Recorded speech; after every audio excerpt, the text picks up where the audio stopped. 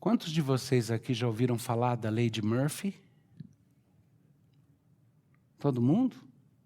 É? Como que é mais ou menos o enunciado dela?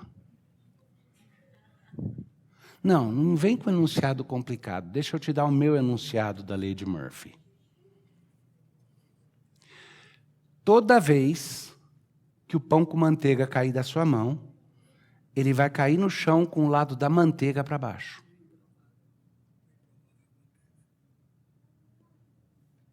Tudo de ruim que puder acontecer, vai acontecer.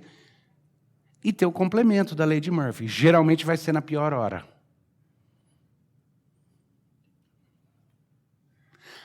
Agora, a gente brinca com isso, como eu falei no começo do culto, porque às vezes o humor é uma forma da gente aliviar a tensão e a pressão.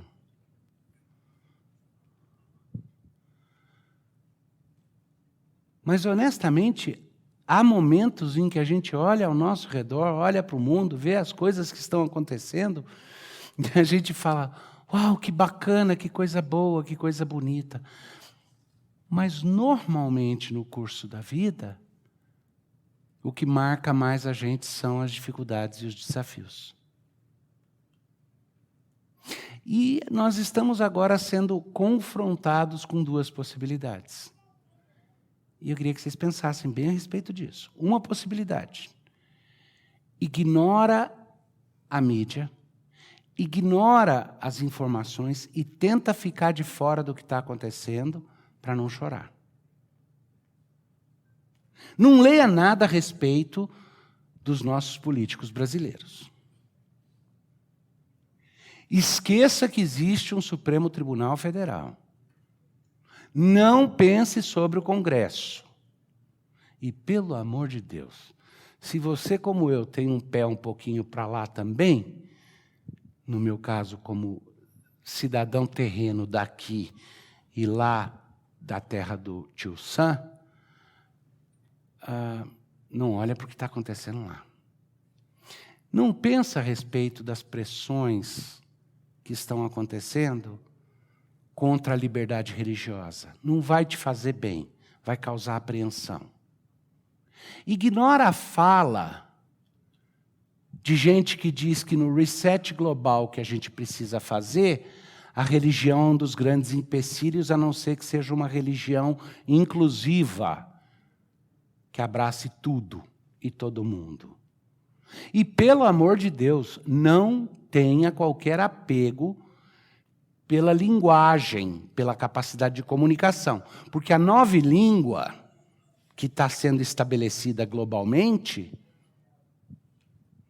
tem até o amém transformado no a woman.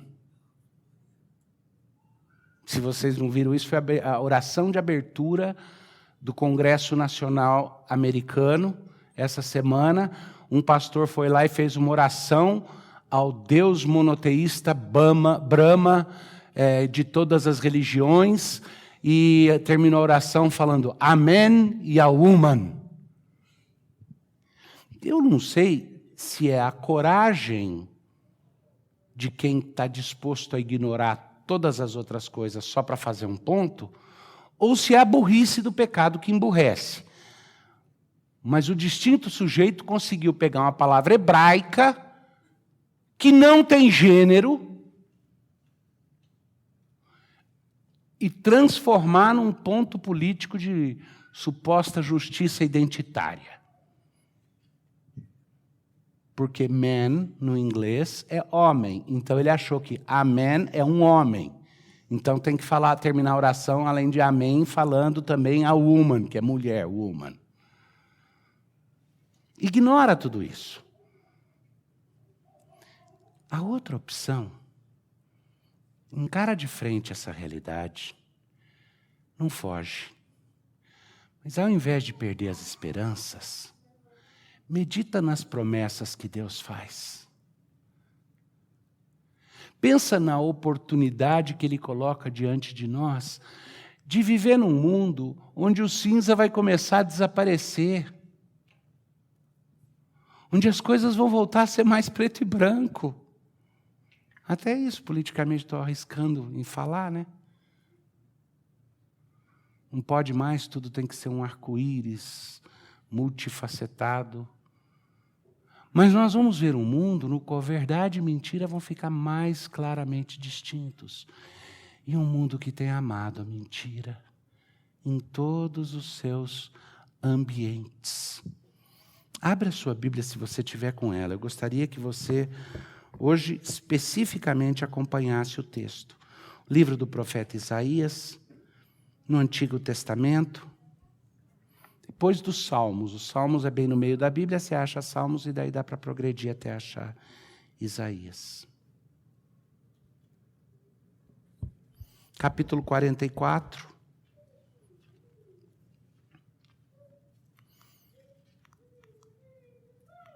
Aqui Deus vai falar da promessa de redenção que Ele faz. Ele vai falar não da situação que diz, vou te preservar de passar qualquer aperto, mas a promessa que Ele faz de que eu vou te fortalecer para que você persevere na tribulação e saia fortalecido. Deus faz uma promessa de redenção ao seu povo.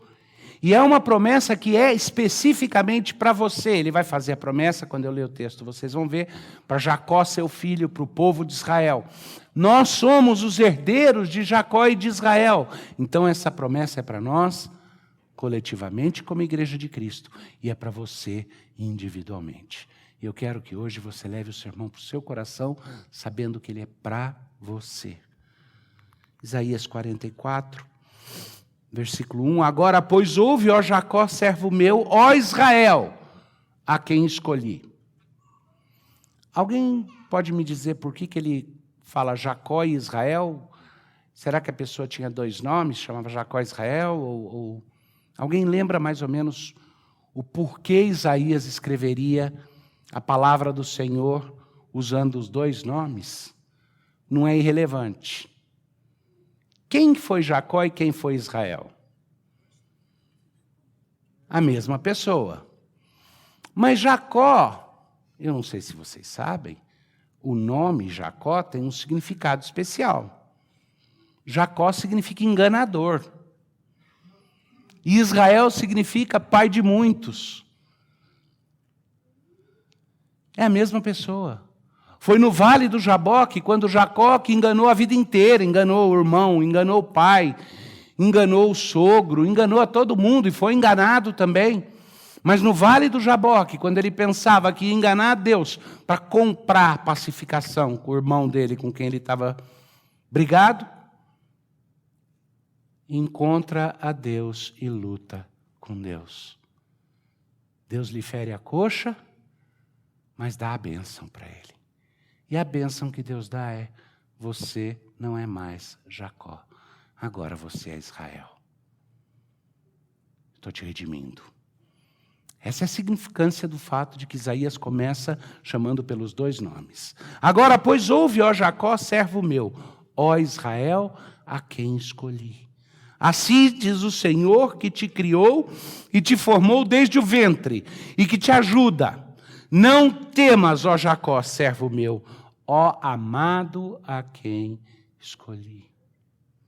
Porque derramarei água sobre o sedento e torrentes sobre a terra seca. Derramarei o meu espírito sobre a tua posteridade e a minha bênção sobre os teus descendentes.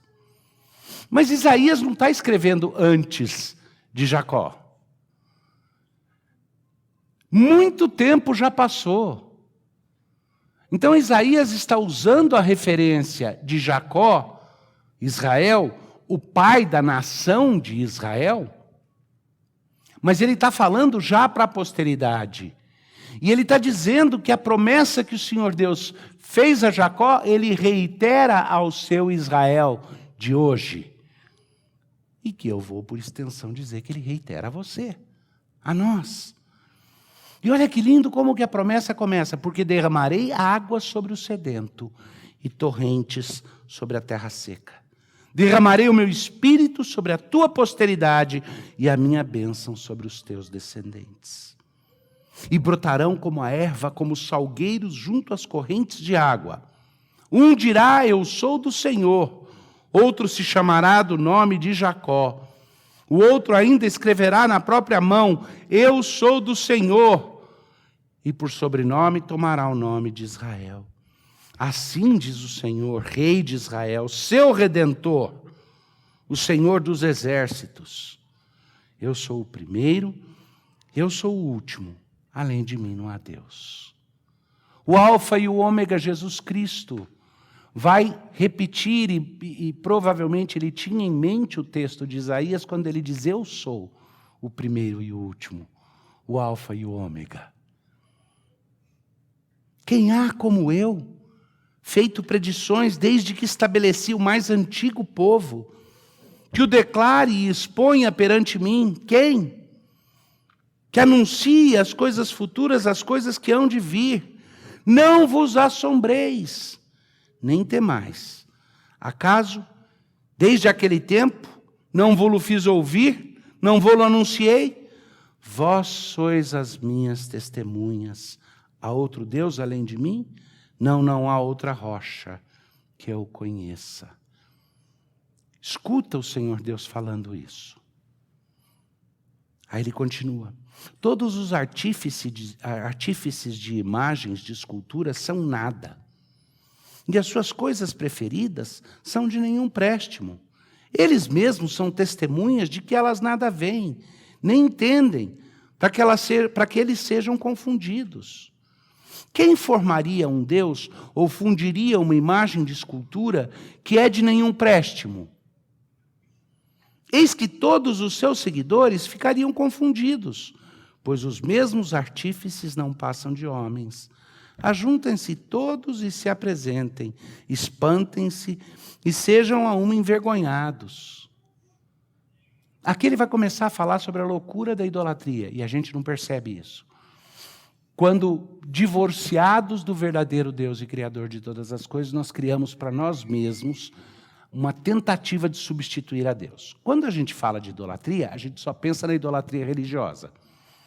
Quando fala de idolatria religiosa, vai desde a idolatria das religiões politeístas, das religiões que transformam os seus ícones, que deveriam ser meramente manifestações artísticas, em objetos de veneração e culto, em substituição à coisa que eles deveriam representar. E vai até a idolatria do nosso coração, onde a gente coloca coisas, pessoas, emoções no lugar de Deus, para satisfazer as... O que é que te satisfaz? Não, o que me satisfaz é viver emoções. Então, minhas emoções e os meus apetites são um ídolo para mim. O que te satisfaz? Não, o que me satisfaz é riqueza e segurança. Então, isso é um ídolo, você deposita nisso a sua confiança. Não, o que me satisfaz é ser respeitado. Do mesmo jeito, o ídolo é você. E ele vai falar da loucura dessa idolatria, ele começa falando, pensa bem, pense nisso. Que loucura, você cria o ídolo e você se ajoelha e se prostra diante do ídolo. Quem faz o ídolo não é maior do que quem... E como que você vai cultuar e se subordinar a algo que você... Mas agora ele chega num ponto quase cômico. Eu não consigo deixar de crer que Isaías aqui estava tirando uma. Tá? Ele estava tirando onda mesmo. Escuta o que ele fala, versículo 12. O ferreiro faz o machado, trabalha nas brasas, forma um ídolo a martelo e forja-o com a força do seu braço. Ele tem fome e sua força falta. Se não beber água, desfalece. O artífice em madeira estende o cordel e com o lápis esboça uma imagem. Alisa com a plaina, marca com o compasso e faz a semelhança e beleza de um homem que possa morar em uma casa.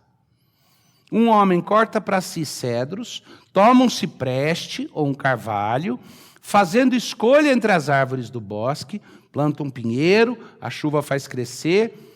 Tais árvores servem ao homem para queimar.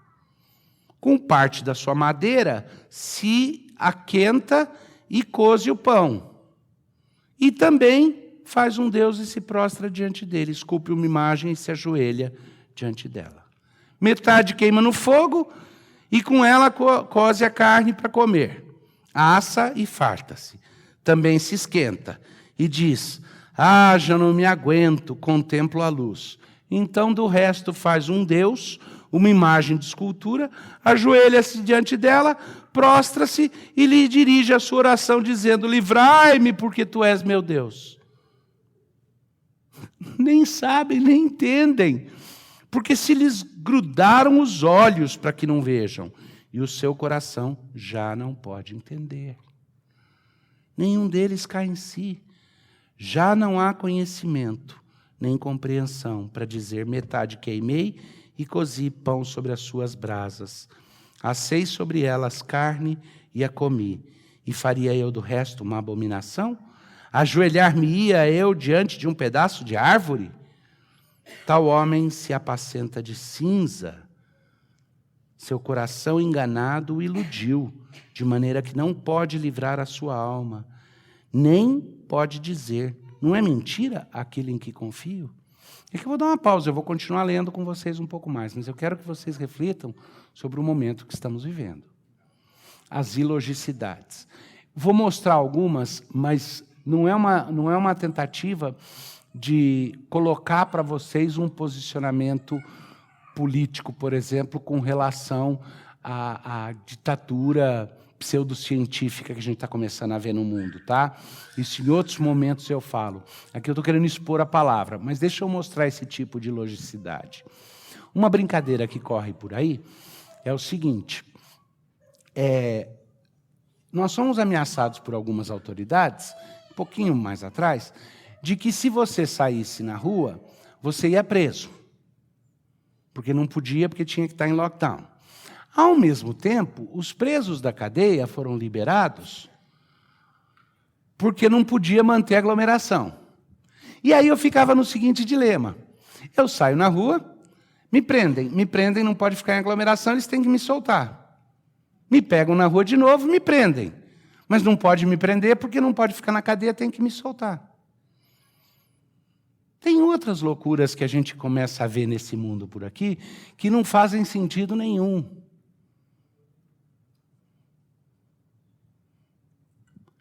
Eu vou até, algumas são até de tão mau gosto que eu vou aqui, me contei e não vou ilustrar para vocês.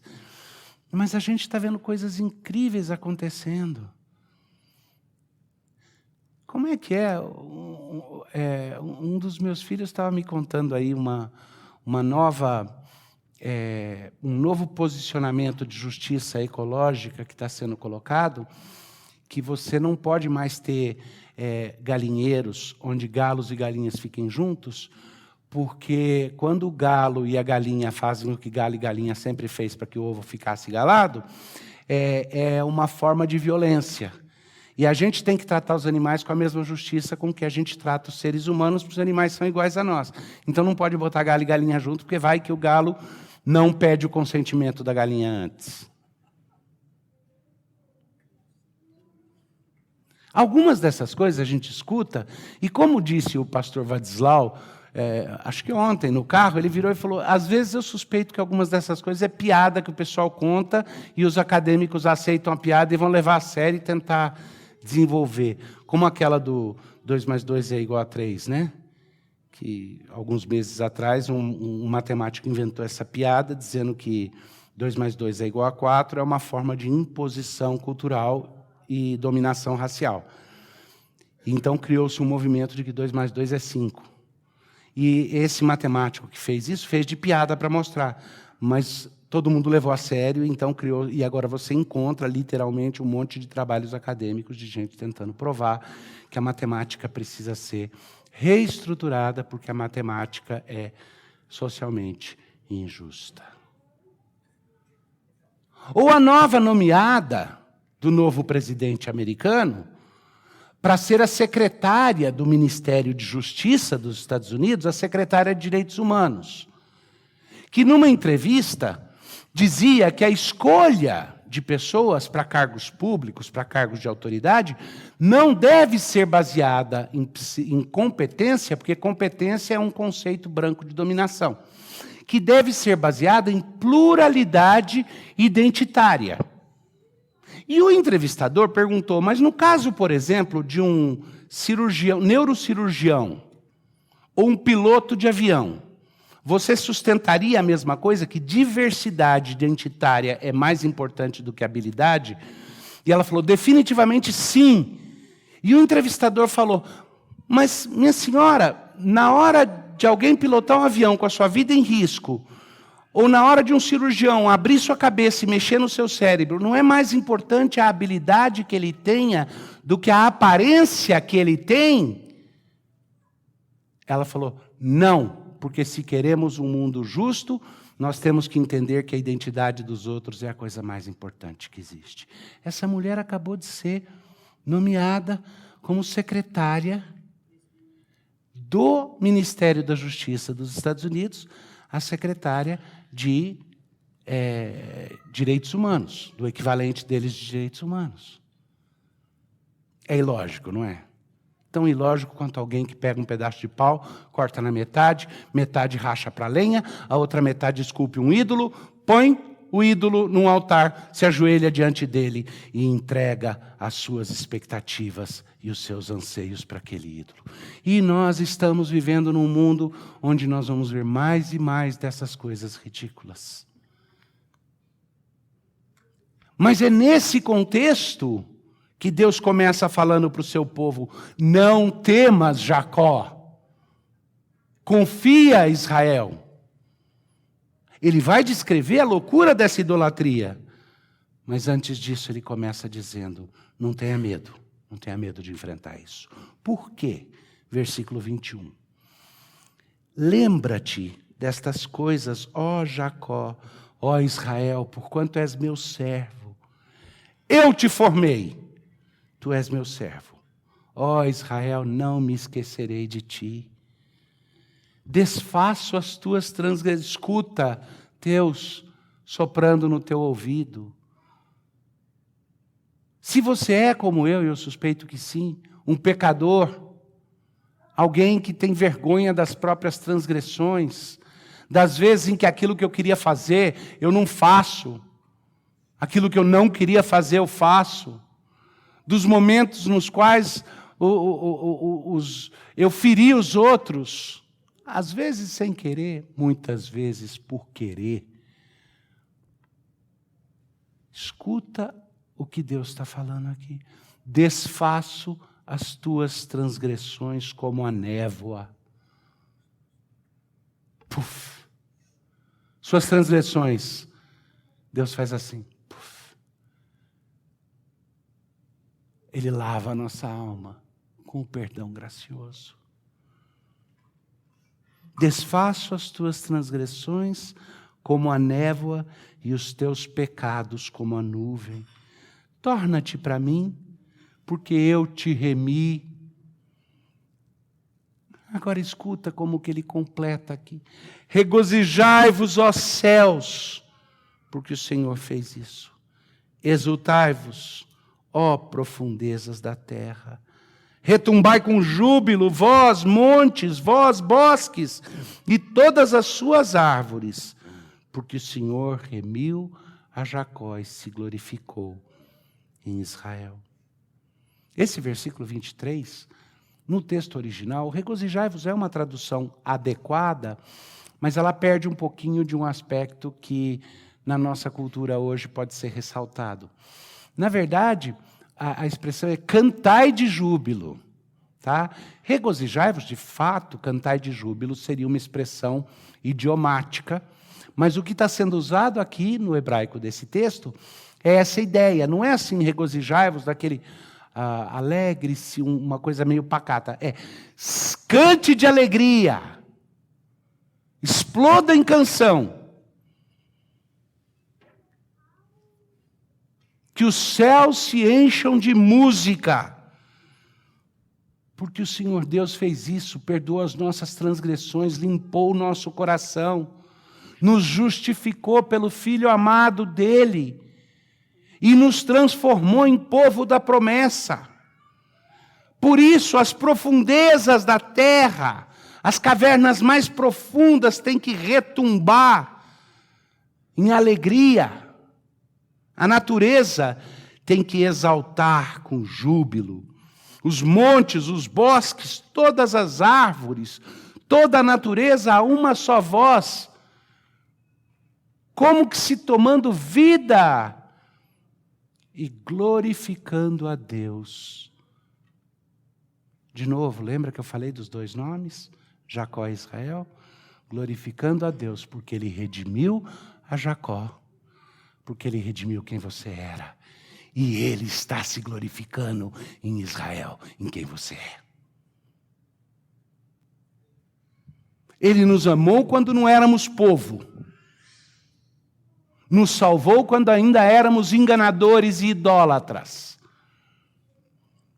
E hoje promete se glorificar em nós, tornar a nós a sua glória. Ele remiu a Jacó e se glorificou em Israel. Deus faz uma promessa. E a promessa dele inclui algumas declarações. Eu vou resumir agora para vocês, porque eu quero que fique bem marcado. Primeiro, não tema. Quando você olha para esse mundo que nós estamos vivendo, você olha para os tempos, não tema. Ele diz, por que não temer? Porque Ele te escolheu. Ele vai te redimir e Ele vai renovar a sua alegria. Ele é o primeiro e o último. Não há outro Deus. E a idolatria de colocar suas esperanças em qualquer outra coisa é cômica, é tragicômica. E deve ficar longe de nós. Não precisa. Não temos razão para ter medo, porque Ele nos chamou e Ele é o princípio e o fim. Em segundo lugar, alegre-se. Se encha de júbilo. No lugar do temor, ponha uma canção de alegria. Não porque as coisas vão ficar boas, não porque você vai dizer como a Anne, a versão Hollywood dos anos 50 da Poliana, como que era aquela música? O sol vai nascer amanhã, the sun will come up tomorrow. Não, não é uma esperança romântica, uma alegria boba. Alegre-se por quê? Você é um servo do Deus vivo. Ele garantiu que não precisa ter medo. Ele te chamou para se regozijar nele. E ele diz, regozije-se porque você é meu servo.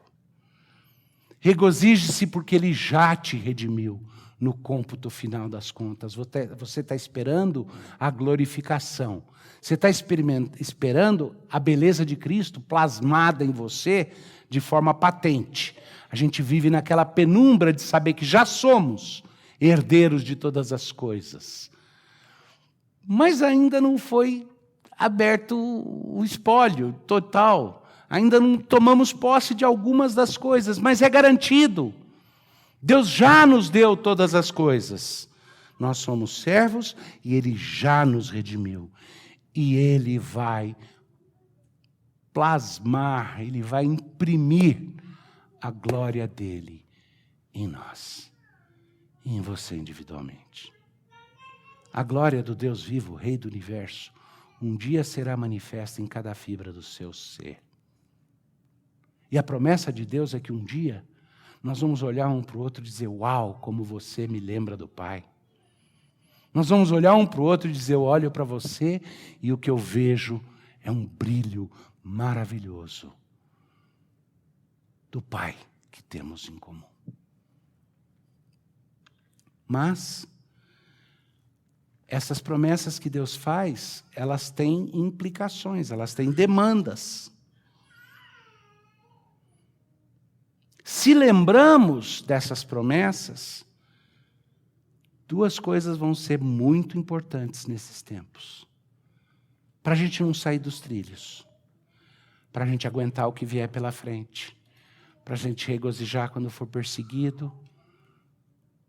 Para a gente aguentar cadeias e tribulações se precisar. para a gente ter coragem de defender um ao outro se precisar, resistir àqueles que vierem para nós, proteger até os ímpios da injustiça e das perseguições que virão. Para isso, fincado nessas promessas tão positivas que Deus dá, alguns lembretes. Em primeiro lugar, clame ao Senhor. Busca o Senhor. Busca o Senhor hoje, não espera o momento do desespero, não espera bater a porta da cela ou a algema fechar no seu braço para dizer, meu Deus, me auxilie. Busca o Senhor hoje. Anseie pela redenção que Ele promete. Não vive num mundo de sonho ou de ilusão. Não se aliene. Lembra que eu comecei falando que tem duas possibilidades? Não se aliene. Deus promete que Ele vai, um dia, derramar chuva na terra seca. Que esse mundo, que é um deserto de justiça hoje, um dia vai ter plena justiça chovendo. Ele promete isso, então busque a Ele. Clame ao Senhor. Agradeça a Ele e busque a aplicação da redenção que Ele já te deu na sua vida. Ele prometeu dissipar as nossas transgressões como a névoa e os nossos pecados como a nuvem, não é? Confessa os seus pecados a Deus. Se arrepende diante dEle. Não se arrependa diante de Deus para pedir se talvez Ele perdoa. Ele já disse que perdoa. Mas faz bem ao nosso coração buscar o Senhor e clamar por esse perdão. Porque o reavivamento nas nossas vidas começa com arrependimento. Não o arrependimento que tenta, quiçá, conseguir o perdão, mas o arrependimento de gente que sabe de antemão já foi perdoada. E ainda assim busca o Senhor. E clama pela purificação e pela limpeza que Ele dá. Juridicamente já perdoados, mas existencialmente buscando essa dissipação das nossas transgressões como a névoa, essa limpeza de coração. E faz dele a sua força. Busca nele a sua a fortaleza. E, sobretudo, nesses tempos, talvez a parte mais difícil, a grande apostasia que já começa na igreja, ela vem por meio da idolatria, sempre veio na idolatria. E a idolatria é como aquele peixe que você nunca consegue agarrar, porque ele é tão escorregadio que você aperta e ele pula das mãos. Você destrói um ídolo, aparece outro. Sabe aquele jogo de pegar o martelinho e fica aparecendo uns furões assim, você tem que bater um, bate um, sobe outro, bate outro, sobe outro. Ídolo é desse jeito, você destrói um, aparece outro no lugar. Precisamos adorar somente a Deus e abrir os olhos para perceber que nosso senso de justiça própria é idólatra. A nossa autojustiça é idólatra, ela é culto de si mesmo. Nosso legalismo é culto de si mesmo. Nosso hedonismo é culto de si mesmo. Nós somos chamados para adorar a Deus, para regozijar nele. Verdadeiro culto, em palavra e gesto. Serviço em obediência a Deus. A palavra dele é tão clara, a gente sabe o que ele quer de nós, o Espírito testifica. E não deixa para se alegrar só quando chegar o dia final da festa. Aprende a viver hoje, em antecipação do dia quando a glória do Senhor vai cobrir a terra como as águas cobrem o mar. Do dia em que nós vamos nos assentar numa grande mesa de banquete. Milhões e milhões, e cada um vai sentir como se estivesse individualmente sozinho com Deus.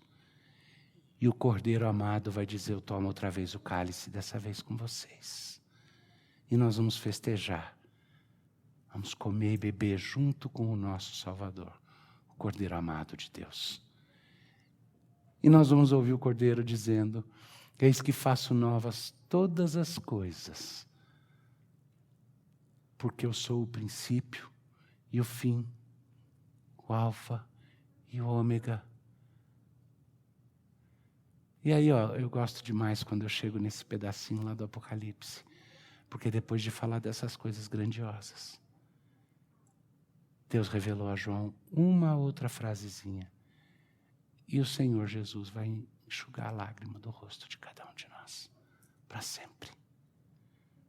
Um a um. Imagina a intimidade de Jesus Cristo, enxugando as lágrimas do seu rosto para sempre. Cada uma que ele tira, ele diz, nunca mais volta. Viva no gozo dessa expectativa desde já. É mais real do que os falsos ídolos que a gente vive, do que a falsa conjuntura que a gente vive. É mais real do que todas as coisas que nós achamos que são concretas e ponderáveis ao nosso redor. Todas elas são como névoa. E como os nossos pecados e as nossas transgressões, todas essas coisas vão passar. Puf!